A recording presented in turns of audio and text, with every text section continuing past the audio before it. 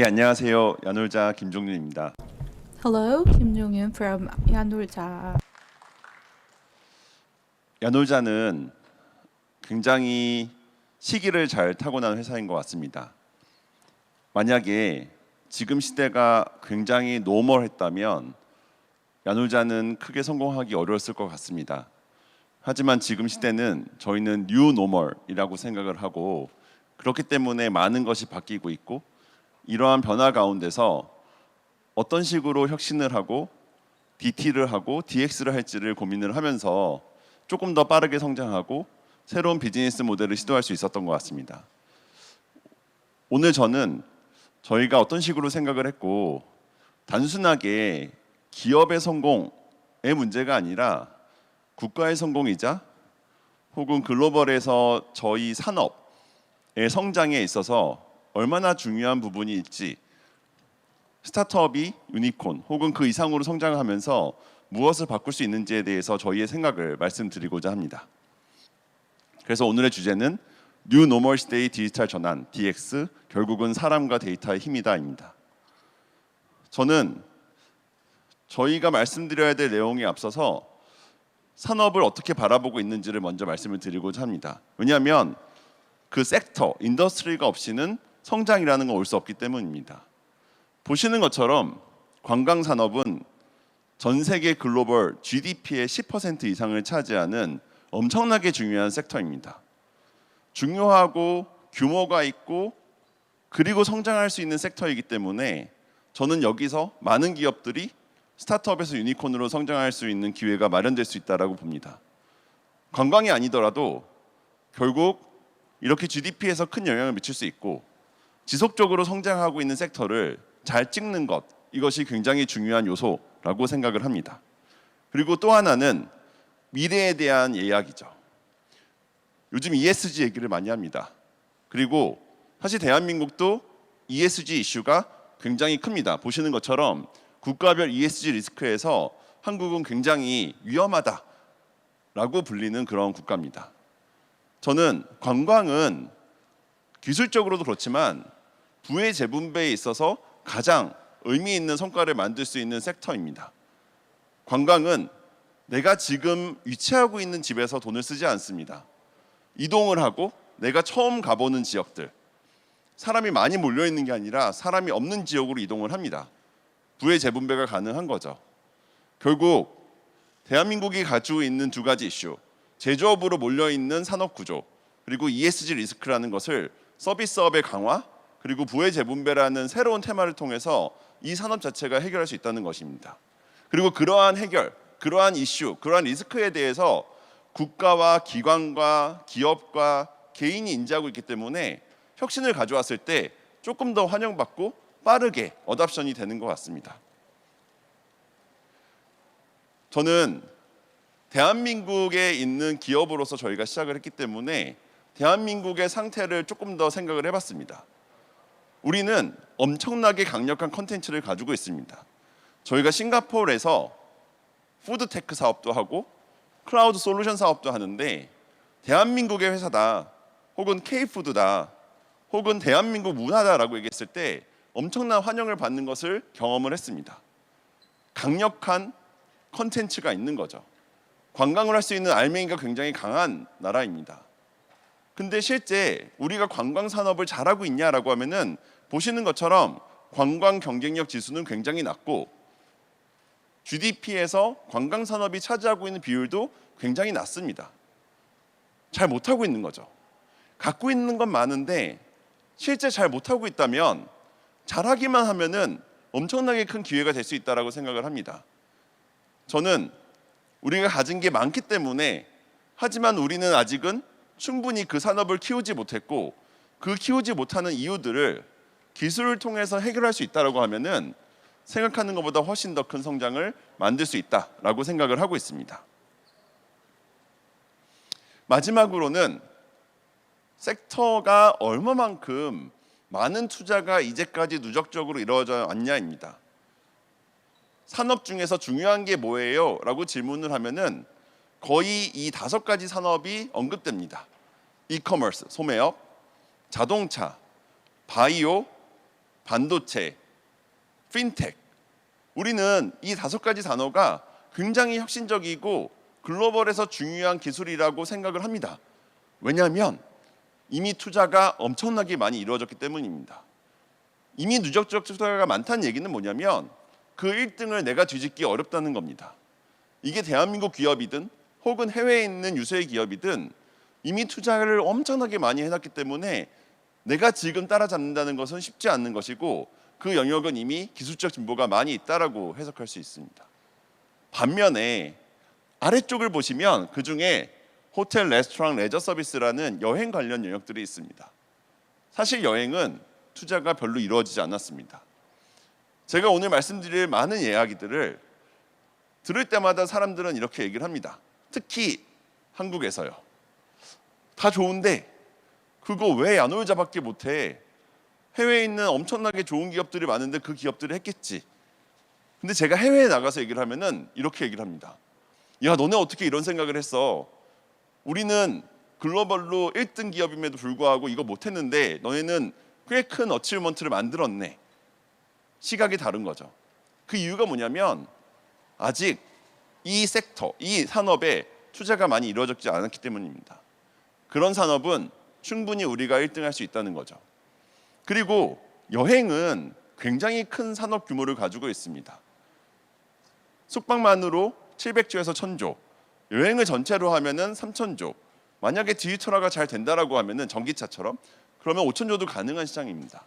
그래서 각 나라별로 보면은 여행 혹은 관광과 관련된 청 혹은 국가기관은 다 있어도 여기 위에 있는 5개 이커머스, 자동차, 바이오, 핀텍, 반도체 이거를 위한 국가기관은 별로 없거든요. 있는 데도 있지만 그만큼 산업이 굉장히 큽니다. 반도체 우리 너무 중요하지만 글로벌 1000조고요. 자동차 너무 중요하지만 글로벌 2000조거든요. 저는 충분히 아직은 디지털화, DX가 이루어지지 않았어. 그래서 기회가 있어 라고 말할 수 있는 산업 영역이 있고 저희가 플레이하고 있는 관광 영역도 그 중에 하나라고 생각을 합니다. 이미 디지털 전환은 이루어져 왔습니다. 제일 처음이 전산화였습니다. 우리가 오프라인으로 뭔가 구매를 할 때도 거기서 터미널을 통해서 데이터를 주고 받습니다. 전산화가 이루어지기 전에는 그걸 전화로 했거든요. 그 이후에 우리는 디지털화를 이미 겪었습니다. 온라인을 통해서 물건을 구매하고 온라인을 통해서 많은 것들을 이미 했습니다. 그러면 이전의 디지털화, 지금의 DX, 디지털 전환은 뭐가 다르지? 저는 이 차이가 오늘 제가 말씀드릴 핵심 주제이기도 하고 이 차이를 만들어내는 것이 결국에는 글로벌에서 선도 기업이 되고 스타트업이 유니콘이 되고 혹은 그 이상으로 성장할 수 있는 기회를 만들 수 있는 중요한 키 중에 하나라고 생각을 합니다. 근데 이거를 거꾸로 뒤집어 보면 무슨 얘기일까요? 그러면 DX를 실패하는 거죠. DX를 실패하면 앞으로 미래의 시대에서는 우리는 뒤처지게 될 겁니다. 왜냐하면 DX는 온라인과 오프라인을 구분하지 않고 B2C와 B2B를 구분하지도 않습니다. 이제까지는 온라인으로 남들이 치고 들어와도 오프라인 시장은 따로 있었기 때문에 그 영역에서 나의 파일을 가져갈 수 있었고요. B2C로 치고 들어와도 내가 B2B로는 먹을 수 있는 시장이 있었기 때문에 그 파일을 지킬 수 있었습니다. 근데 이제 그 경계가 없어지는 거죠. 그게 DX고 그 DX가 이루어지는 순간 결국 섹터에서 글로벌 플랫폼은 하나가 존재하게 되는 겁니다. 그러면 그 하나가 누가 될 것이냐? 내가 될 것이냐, 남이 될 것이냐, 우리가 될 것이냐, 남들이 될 것이냐는 결국 우리의 선택이 되겠죠. 저는 그래서 DX는 이렇게 국가적으로 행사를 해야 되는 중요한 이슈이고 그걸 통해서 우리가 그 하나 남은 마지막 플랫폼이 되어야 된다고 생각합니다. 그러지 못하면 제가 여기 아래서 써놨는데 재주는 곰이 부리고 돈은 사람이 가져가는 상황에서 우리는 곰이 되는 거죠. 저는 최근에 오징어 게임이라는 영화가 굉장히 많은 하이라이트를 받는 걸 보면서 이런 생각이 들었습니다. 오징어 게임, 우리는 재주를 부렸습니다. 근데 돈은 누가 가져갔을까? 우리가 가져가지 않았습니다. 왜냐하면 우리는 정말 좋은 알맹이 컨텐츠를 갖고 있지만 관광에서 말씀드린 것처럼요. 그 관광을 실제 DX로 플랫폼화하고 DT로 연결시키는 기술을 우리가 가지고 있지 않거나 선도하지 못했기 때문에 실제 돈은 우리가 아니라 남이 가져간 거죠. 저는 곰이 되지 말고 사람이 돼야 된다라는 측면에서 반드시 DX는 국가적으로도 기업으로도 소비자 관점에서도 반드시 해야 되는 부분이라고 생각을 합니다. 그리고 그렇게 됐을 때 굉장히 많은 GDP상으로, 그 다음에 국부상으로, 그리고 우리의 혜택상으로 많은 것들이 우리에게 돌아올 수 있다라고도 생각을 합니다. 그럼 지금부터 그 DX 계속 말씀을 드렸는데 이 DX라는 것이 과연 무엇이고 어떤 식으로 접근을 하고 있는가? 우리 야놀자가 하고 있는 방식이 저는 답이 아니라고 생각을 합니다. 더 좋은 답들은 많을 것 같고요. 다만 저희는 야놀자가 현재 어떻게 DX를 접근하고 있는지를 중심으로 설명을 드리고자 합니다. 이 설명을 드리려고 하면 우선 뉴노멀이라는 단어를 설명드릴 필요가 있는 것 같습니다. 저는 뉴노멀이 세 가지 요소라고 생각하는데요. 첫 번째가 우리가 이미 경험하고 있는 디지털 기술의 변화입니다. 우리는 4차 산업혁명 혹은 디지털 혁명, 데이터 혁명이라는 말로 변화를 감지하고 있고 그러한 기술들이 우리한테 친숙해지고 있습니다.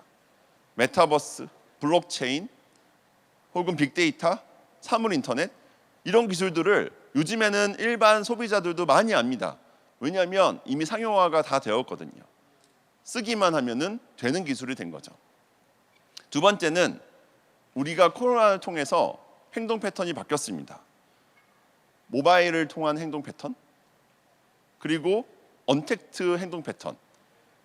식당에 QR코드를 찍고 식당에 들어간다는 것, 이게 전 세계적으로 이루어졌다는 것은 최소한 500조에서 1000조, 5년에서 10년 정도의 투자가 있지 않으면 불가능한 고객 행동 패턴의 변화입니다. 그게 지금 이루어진 거죠. 거기에 세 번째가 저는 넷제로라고 생각합니다. ESG 중에서 맨 앞에 있는 이 영역인 거죠. 그 이유를 말씀을 드리면서 왜 DX가 이렇게 중요한지도 같이 설명을 드리겠습니다. 보시면 넷제로라는 것은 이산화탄소 배출량과 흡수량이 플러스 마이너스로 0이 되는 그 시점입니다. 그걸 2050년까지 하겠다라고 전 세계적으로 합의를 받습니다. 2050년까지 하겠답니다. 저걸 안 하면 안 되는 거죠. 왜냐하면 ESG라는 단어가 우리한테 이렇게 많이 들리는 이유는 예전에도 ESG는 다 했습니다. 환경 중요하죠. 사회공헌 중요하죠. 가버넌스 너무 중요합니다. 그 얘기를 안 했던 기업은 없을 겁니다. 다만 예전에는 선택이었고 지금은 필수가 됐기 때문에 예전에는 안 해도 괜찮았는데 지금은 안 하면 그 기업은 더 이상 생존할 수 없다. 소멸한다. 이렇게 보기 때문에 넷제로가 중요해진 겁니다. 달성해야 되는 거죠. 근데 이 달성할 때 현재가 맨 왼쪽이거든요. 그리고 넷제로라고 적혀 있는 2050년이 미래입니다. 보시면 배출량이 5분의 1로 줄어야 돼요. 엄청나게 많이 줄여야 되는 거죠. 제가 여행을 봤습니다. 관광을 얘기하니까 이거는 다른 산업도 마찬가지일 것입니다. 관광으로 보니까 전 세계 이산화탄소 배출량의 8%를 차지하더라고요. 그 중에서 절반은 이동이고 나머지 절반이 우리가 실제 관광을 하면서 즐기는 공간에서 발생하는 이산화탄소 배출입니다.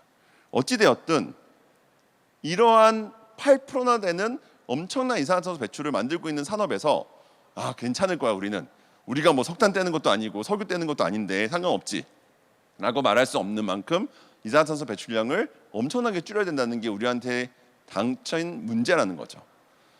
그러면 저는 왜 이렇게 많이 배출할까? 배출하는 이유는 저희는 두 가지로 봅니다. 첫 번째는 unpredictable, 예측할 수 없다는 겁니다.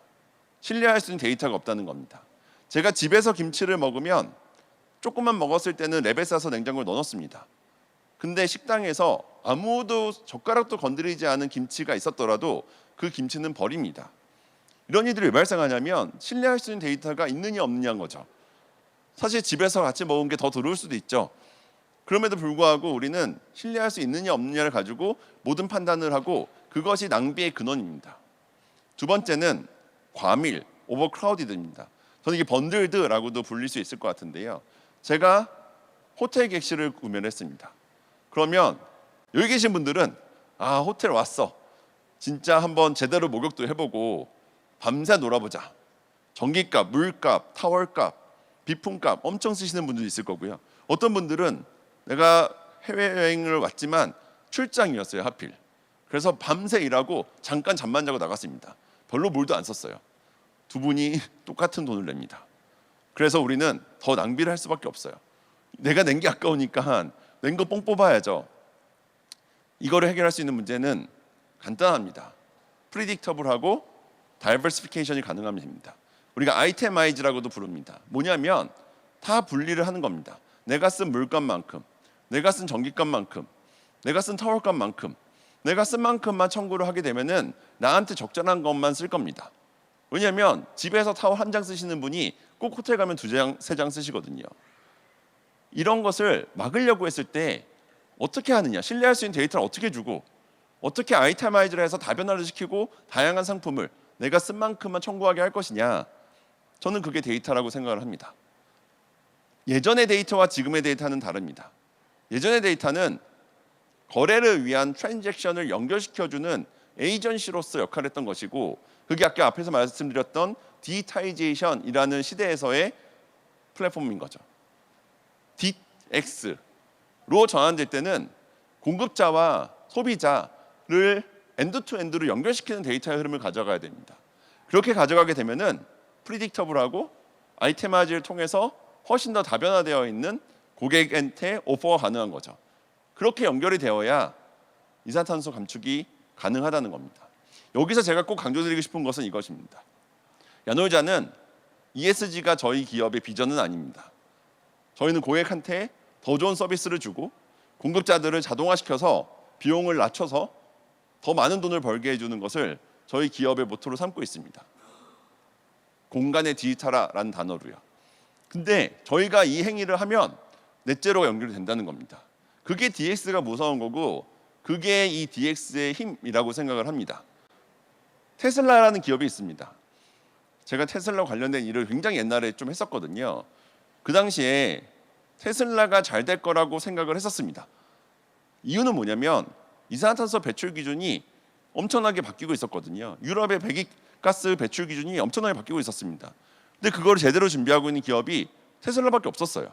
테슬라가 차를 잘 만들고 테슬라가 뭔가 멋있는 뭔가를 해서가 아니라 그냥 테슬라 외에는 옵션이 없었기 때문에 나라들에서 테슬라의 보조금을 막 줬습니다. 그러니까 내연기관보다 차가 더 싸요. 그래서 사람들은 샀죠. 근데 테슬라 어디를 봐도 우리 기업의 비전이 넷제로입니다 이렇게 써 있지는 않습니다. 그 기업은 자동차 잘 만드는 게 비전입니다. 다만 오버더에어로 데이터가 다 연결되어 있고, 전기차라는 기본, 결국에는 이 차량에 있는 모든 영역을 데이터로 다 관리할 수 있고, 그다음에 배터리를 매니지먼트를 굉장히 잘하고, 모든 게 결국에는 이 DX 관점에서의 기술이 있었기 때문에 그 기업은 아직도 이 넷제로의 관점에서 돈을 벌고 있고 더 성장하고 있는 것입니다. 내 비전이 넷제로가 아니라 DX면 된다는 것이죠. 그리고 이렇게 DX를 실현한다면 저희가, 이건 저희 내부 리포트이고 저희가 내부적으로 계산을 하고 2050년까지 저희도 실현하려고 하는 목표인데, 보시면 객실 한 개를 IoT나 개인화를 적용해서 이산화탄소 배출을 줄이는 것을 뭐 온도나 난방부터 해서 냉방, 그 외에 다양한 영역들을 가지고 다 세이브를 하면은 보시는 것처럼 그러니까 전기차나 나무 심기보다도 더 큰 효율이 나타난다는 거죠. 그 실제 전기차 쪽보다 비용도 덜 듭니다. 저는 이러한 기회들이 당연히 관광 혹은 여행뿐만이 아니라 다른 섹터에서도 무궁무진하게 있을 거라고 생각을 하고요. 그 기회를 같이 잡는 게 DX의 가장 매력적인 포인트다라고 생각을 합니다. 야놀자는 공간을 가지고 사업을 하는 회사입니다. 앞에서 말씀드린 것처럼 공간의 디지털화, 이게 저희 기업의 모토이기도 합니다. 근데 공간 혼자서는 아무것도 못합니다. 공간에 어떤 컨텐츠가 붙느냐에 따라서 IP에 따라서 공간 서비스가 결정되기 때문에 공간과 함께 중요한 영역이 IP입니다. 그리고 공간 서비스를 제공하는 파트너와 공간 서비스를 소비하시는 고객, 이렇게 네 가지 요소로 저희의 유니버스가 구성되어 있다라고 생각을 합니다. 공간은 뭐 잘 아시는 것처럼 다양한 물리적 공간들이 있는 거죠. 여기도 공간이고 저 옆에 있는 다른 공간도 다 공간입니다. 근데 그 공간과 공간을 이동하는 것은 모빌리티라고 부르고요. 모빌리티가 없는 공간을 버추얼 공간 혹은 요즘 메타버스라고 부르고 있습니다. 공간은 이렇게 세 가지 영역으로 저희는 구분된다고 생각하고 이 세 가지를 다 성공할 수 있는 방법이 무엇이냐라는 것을 고민하는 게 저희가 말하는 공간의 디지털화입니다. 공간은 IP를 만나야 빛을 발합니다. 저희 회사 앞에 순댓국집이 있었거든요. 근데 어느 날 순댓국집이 없어지고 스타벅스가 들어왔습니다. 똑같은 공간인데 순댓국집이었다가 스타벅스가 됐습니다. 너무 다른 공간인 거죠. 결국에는 공간과 IP가 어떻게 잘 만나느냐에 따라서 공간 서비스의 성격은 바뀌고 그 성격을 어떻게 바꿔야 가치가 최적화될 것인가, 이게 저는 굉장히 중요한 요소라고 생각을 합니다. 사실 요즘에 프롭테크가 뜨고 있는데 비슷한 거라고 생각을 합니다. 공간이라는 건 변하지 않잖아요. 그럼 그 공간에 어떤 컨텐츠를 넣어야 가치가 커질까라는 것이죠. 예를 들면 야놀자가 인터파크라는 자회사를 가지고 있는데 인터파크에서 뭐 지금 부산 공연도 인터파크에서 티켓을 주고요. 뭐 싸이 공연도 있었고 최근에는 뭐 김호중이라는 그 트로트 가수도 있으셨던 것 같고 뭐 신승훈 씨도 있었고 굉장히 많은 이제 아티스트들이 있는데 이분들이 각각의 성격과 인기도에 따라서 얼마만큼의 고객들이 어느 지역에서 오는지가 되게 중요합니다. 예를 들어서 이렇게 좋은 동대문 같은 지역에 5,000석을 채울 수 있는 아티스트도 있지만 좀 더 지역, 교회에 한 200석짜리만 채울 수 있는 아티스트도 있는 겁니다.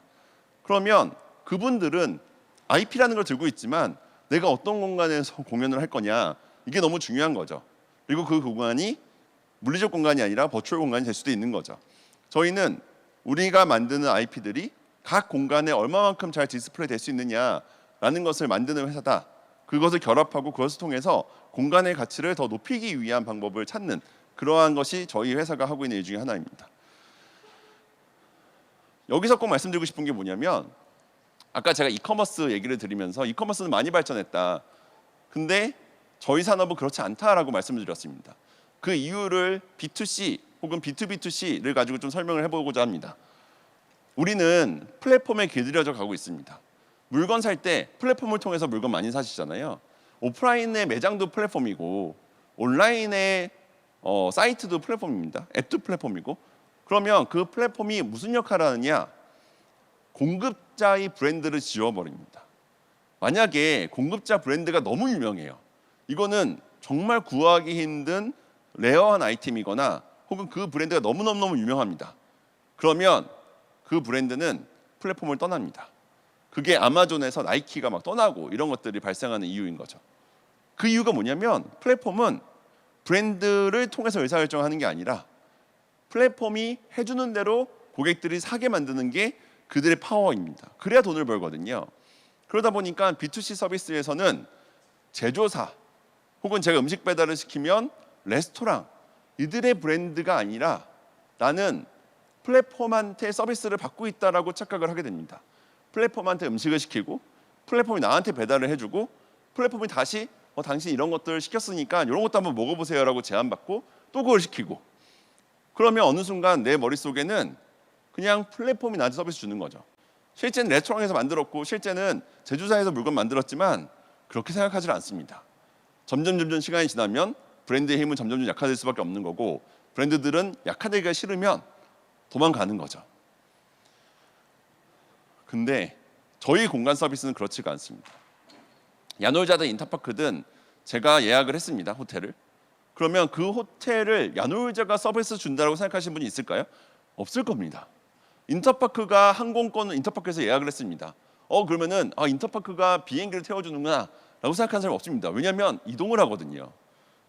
호텔에 도착해서 호텔 서비스를 주고 있거든요.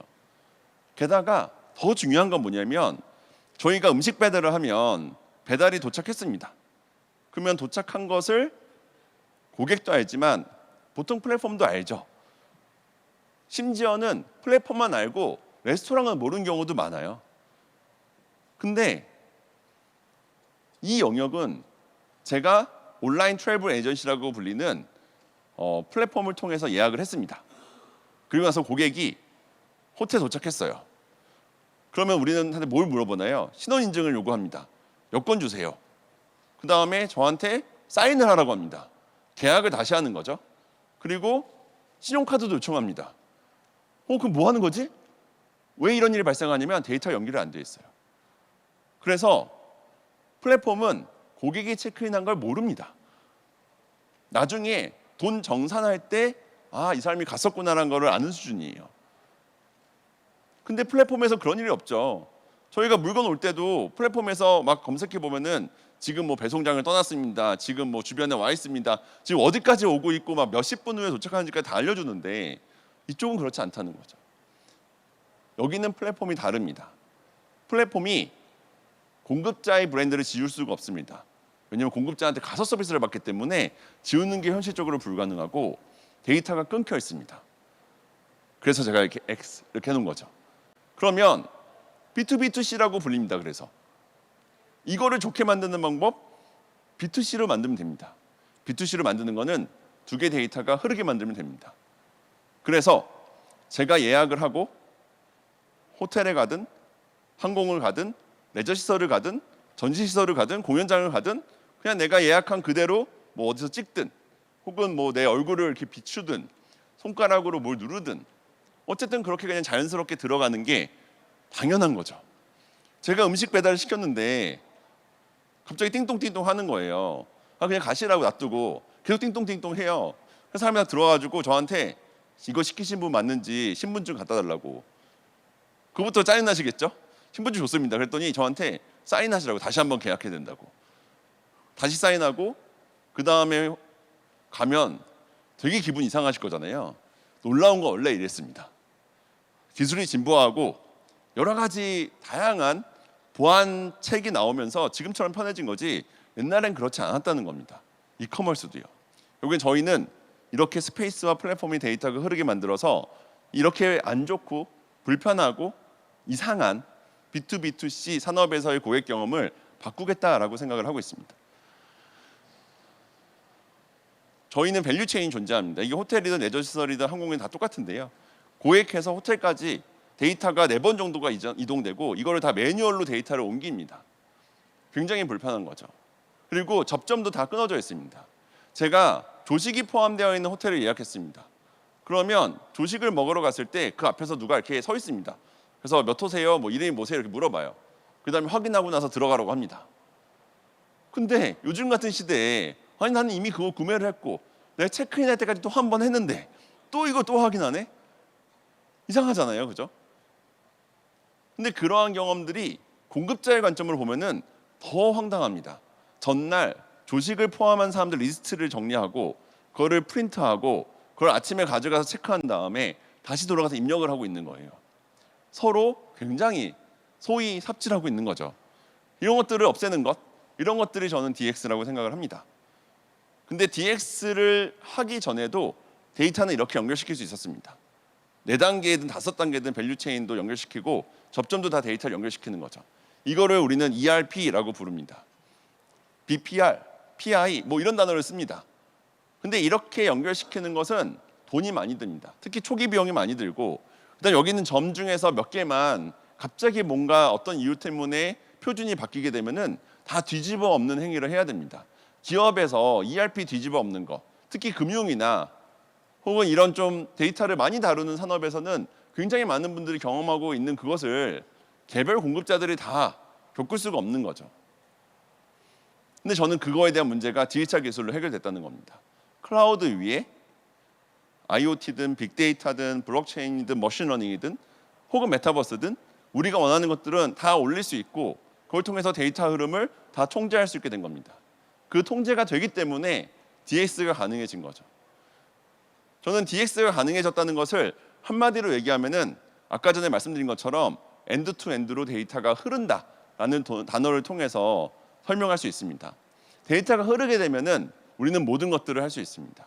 이게 그 ADAS라고 해서 Autonomous Driving이라는 그 무인 자동차를 만들기 위한 레벨이라는 것들이 있지 않습니까? 그 레벨을 제가 비슷하게 그린 건데요. 사실 레벨 제로, 이게 데이터가 흐른다인데 데이터가 흐르기만 하면 그 다음에 자동화들은 다 가능해집니다.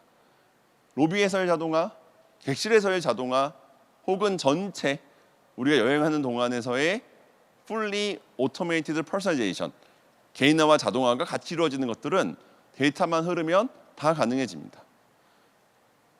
예를 들어서 로비에 아까 말씀드린 것처럼 제가 예약을 할 때 그냥 제 신원 인증을 해놓으면 DID, Decentralized Identifier라는 신원 인증 기술을 통해서 안전하게 저는 신원 인증을 쉽게 할 수 있습니다.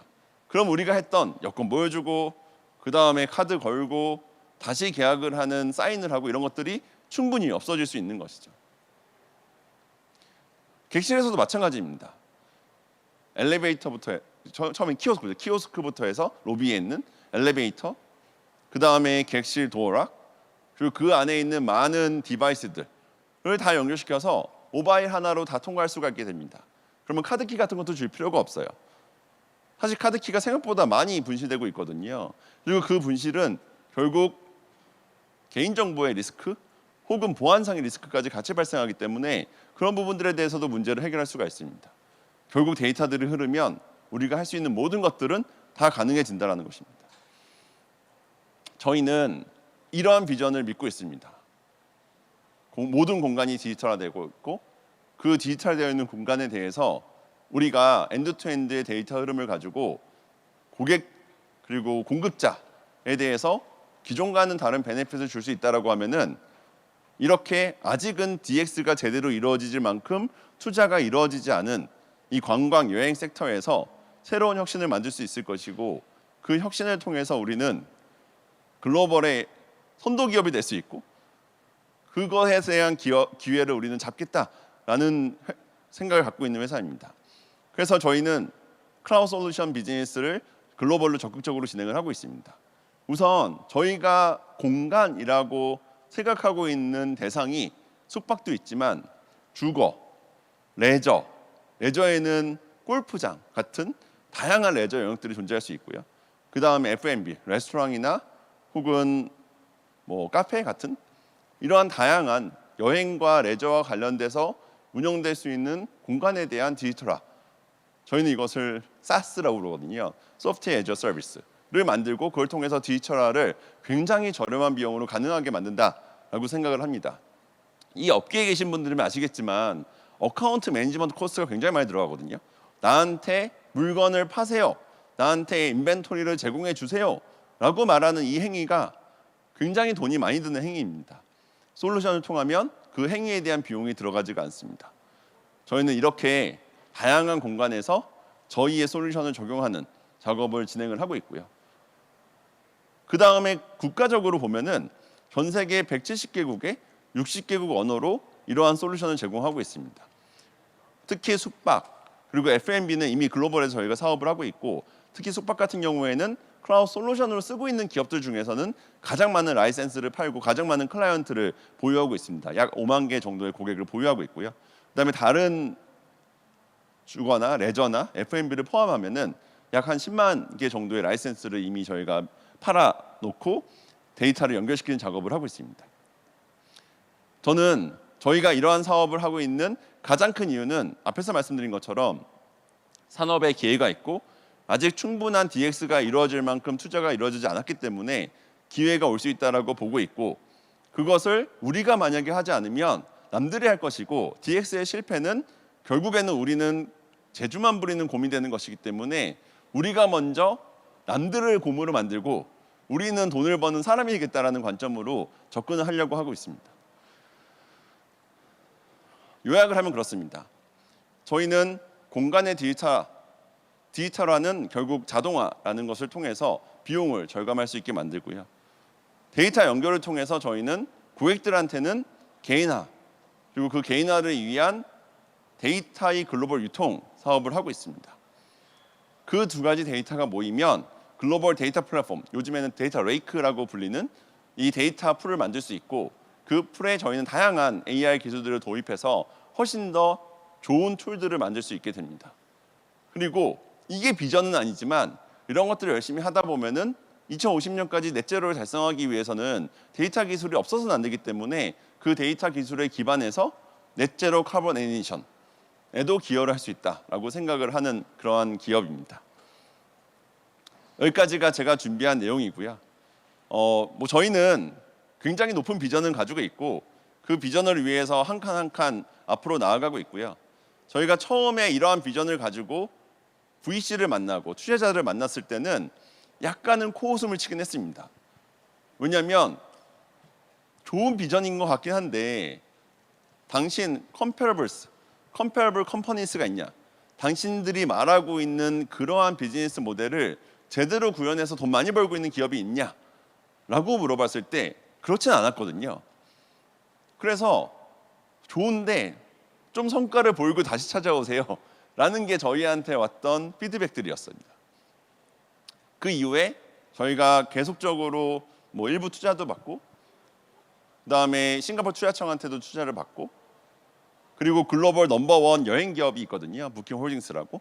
거기서도 투자를 받고 그다음에 최근에 소프트뱅크 그룹에서도 비전 펀드에서 투자를 받으면서 그 투자를 어떻게 받았냐는 질문을 굉장히 많이 받았어요.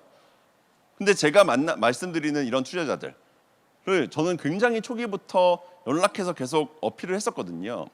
근데 그 당시에는 저희가 너무 작기도 했지만 너네가 말하는 비전을 내가 눈으로는 보지 못했으니 머리는 이해하더라도 투자하기가 어려워라고 했고 그걸 저희가 성과를 조금씩 만드니까 혹시라도 만약에 야놀자가 말하는 비전이 달성이 된다면 그 투자를 놓치면 너무 아깝잖아요. 왜냐하면 글로벌에 있는 이 섹터 3,000조짜리 시장의 섹터를 바꿀 수도 있는 거니까요. 사실 우리가 포머라고 해서 놓치는 게 더 아까운 경우가 있거든요. 그러다 보니까 저희가 어느 정도 성과를 만들어내는 그러한 궤적을 보면서 투자를 하시는 의사결정도 했던 것 같습니다. 워낙 요즘에 시장도 어렵고 그 다음에 많은 도전이 있긴 하지만 오늘 제가 말씀드렸던 것들이 조금이나마 도움이 됐길 바랍니다. 감사합니다.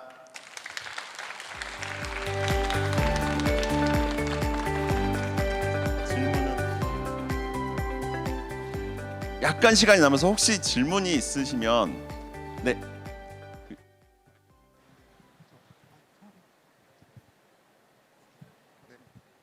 저는 그 디지털 트랜스포메이션 과정에서 이제 프라이버시나 개인 정보가 되게 충돌이 많을 거라고 생각을 하거든요. 근데 숙박이나 관광 같은 경우에는 다른 산업보다 거기에 대해서 저항이 클 것 같은데 그 부분에 대해서는 어떻게 솔루션을 생각을 하고 계신지 좀 궁금해서 여쭤보겠습니다. 저 너무 좋은 질문이십니다. 저희가 데이터를 활용하는 방식은 크게 두 가지가 있는 것 같습니다. 하나는 이미 쌓여 있는 데이터를 활용하는 방식이 있고요. 두 번째는 흐르는 데이터를 활용하는 방식이 있습니다. 쌓여 있는 데이터는 이런 겁니다. 제가 일본 여행을 가고 싶어요. 근데 검색도 안 했고 아무한테도 얘기를 안 했습니다. 근데 갑자기 핸드폰으로 땅 뜨는 겁니다.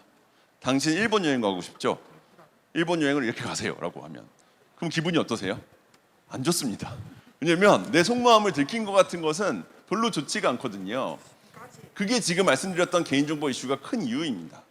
이것은 쌓여있는 정보를 가지고 고객에 대해서 이해를 하고 커스터마이즈 오퍼를 날리는 방식인 거죠. 그리고 대부분의 빅테크 회사들은 이 방식을 택하고 있습니다.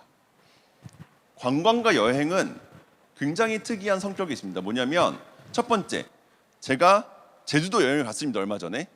저는 제주도 여행을 또 갈까요? 아니면 딴 데를 갈까요? 보통 딴 데를 갑니다. 왜냐하면 새로운 곳을 가려고 하거든요. 그리고 제가 제주도를 저희 가족이랑 갔습니다. 애들도 데리고.